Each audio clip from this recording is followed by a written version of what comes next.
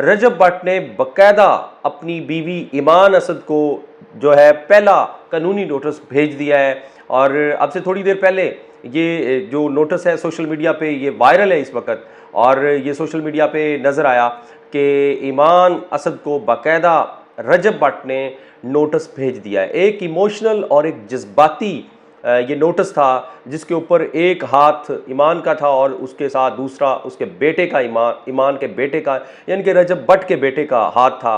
और उस बच्चे का हाथ ऐन उस जगह पे था यानी कि उसकी उंगली के नीचे लफ्ज़ तलाक लिखा हुआ था। यकीनन तलाक किसी भी मर्द ज़न के लिए ये कोई अच्छी बात नहीं, मुआशरे के लिए अच्छी बात नहीं। हम इसको जो है इसकी नफ़ी करते हैं और ये रिश्ते कायम होने के लिए बनते हैं, इनको दुआम होना चाहिए। लेकिन इस तरह जो पेचीदगियाँ बन जाती हैं, इतराज़ात हो जाते हैं, एलिगेशंस लगाए जाते हैं, मेरे ख्याल में इनसे बचना चाहिए।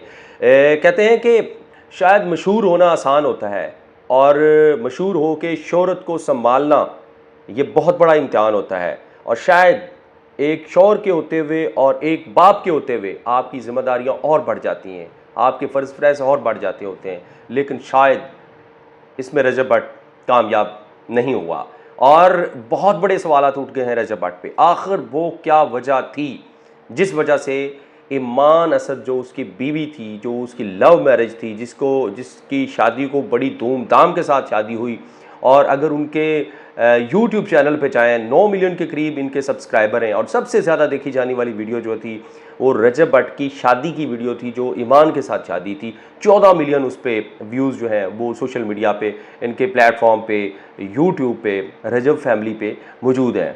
और अभी हाल ही में थोड़ी देर पहले 7-8 घंटे पहले रजब भट्ट का एक व्लॉग जो है उसके चैनल पे देखा गया, जिसमें वो अपनी बहन को एक गाड़ी का तोहफ़ा दे रहे हैं।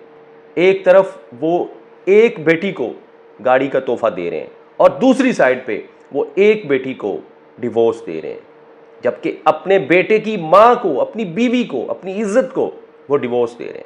और इसके बाद जनाब पहला नोटिस मसूल होने के बाद जो उनकी बीवी हैं ईमान असद, उन्होंने इसके बारे में जो है सोशल मीडिया पे जो तहरीर की वो क्या थी, उसमें उन्होंने लिखा कि मैं रिश्ता बचाने के लिए चुप रही। लेकिन पहले इल्ज़ामात लगाए गए पॉडकास्ट के अंदर। एक पॉडकास्ट के अंदर रजब भट्ट ने इल्ज़ामात लगाए, बहुत से इल्ज़ामात थे। उन्होंने ईमान के भाई के बारे में, ईमान के बारे में बात की और वहाँ से लग गया था कि ये रिश्ता अब ज़्यादा चलने वाला नहीं और रजब भट्ट जो है बहुत बड़ा सोच चुके हैं और बहुत बड़ी दरार जो है वो इनकी शादी के दरमियान आ गई है। तो इसके बाद वो कहती हैं कि अब कानूनी नोटिस भेज दिया गया, लेकिन वो कहती हैं कि इसके दौरान और सारे मामले के अंदर मेरा और मेरे बेटे का यानी कि रजब के बेटे का क्या गुनाह है, बच्चे का क्या गुनाह है, जिस बच्चे को इस उम्र में ही उसके बाप का साया अलहदा हो जाएगा और बाप ने उसकी माँ को डिवोर्स दे के अलहदा कर दिया है। तो इसके बाद उन्होंने कहा मैं ये पूछना चाहती हूँ कि मेरा और मेरे बच्चे का क्या कसूर है। इसके बाद उन्होंने कहा है कि मेरे पास बहुत कुछ है बोलने को, लेकिन मैं चुप रहूँगी क्योंकि माह मुक़द्दस का एहतराम है और मैं अगर ज़ुबान खोलूँगी तो बहुत कुछ खोलूँगी, और मैं चुप हूँ क्योंकि रमज़ान को भी देखना है।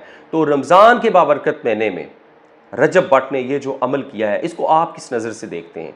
एक इतनी बड़ी सेलिब्रिटी जिसको लाखों करोड़ों लोग देखते हैं, 9 मिलियन के करीब यानी कि 90 लाख लोग उनके सब्सक्राइबर हैं, और क्या तलाक जैसा जेस्चर देना और इस तरीके के साथ जो है एक पैगाम देना कि किसी बेटी को, किसी बहन को, या उसकी तो अपनी बीवी है ना, उसको डिवोर्स, क्या इतना बड़ा जुर्म था जो ईमान का जुर्म था जिसकी सज़ा तलाक थी? ये बहुत बड़ा सवाल है। ये जो तस्वीर आप साथ देख रहे हैं, ये जो साथ तस्वीर देख रहे हैं, इसमें एक कागज़ नहीं है, ये एक कागज़ नहीं है, एक बच्चे की नन्ही उंगली भी है जिसके नीचे एक तूफ़ान उठ चुका है और उस बच्चे को इस चीज़ का पता भी नहीं कि उसकी उंगली के नीचे इतना बड़ा तूफ़ान उठ चुका है कि जिसका वो शायद सारी ज़िंदगी सामना करेगा। ये सिर्फ़ एक कागज़ नहीं, ये एक तूफ़ान है, और यकीनन ये बच्चे पे क्या बीतेगी, बड़ा होके क्या देखेगा और क्या इसके साथ मामला तो होंगे। ऑब्वियसली रजब भट्ट का बेटा है और ईमान का बेटा है। रजब और ईमान अगर नहीं रहेंगे तो बच्चा किधर जाएगा? यकीनन माँ के पास रहेगा, और बाप का अपनी जगह पे तल्लक रिश्ता होता है और माँ का अपनी जगह पे। यकीनन ये जज्बाती मुनाज़र, इसमें मैं ज़बरदस्त किस्म का जो है और एग्रेशन जो है वो शो नहीं करना चाहता। यकीनन बहुत सी तफसीलात हैं जो आएंगी तो फिर इस पर हम खुल के बात भी करेंगे। और रजब भट्ट पे यकीनन तनकीद बनती है, ये अमल अच्छा नहीं है, लेकिन क्योंकि ये उनका ज़ाती मामला है, लेकिन इस पर हम मज़ीद जो हक़ाइक़ आएंगे सामने उस पर हम बात भी करेंगे और आपको अपडेट भी करेंगे। अब तक के लिए इतना ही जी। मुझे राय गुलाम अली को दीजिए इजाज़त। अल्लाह आपका हामी नासिर।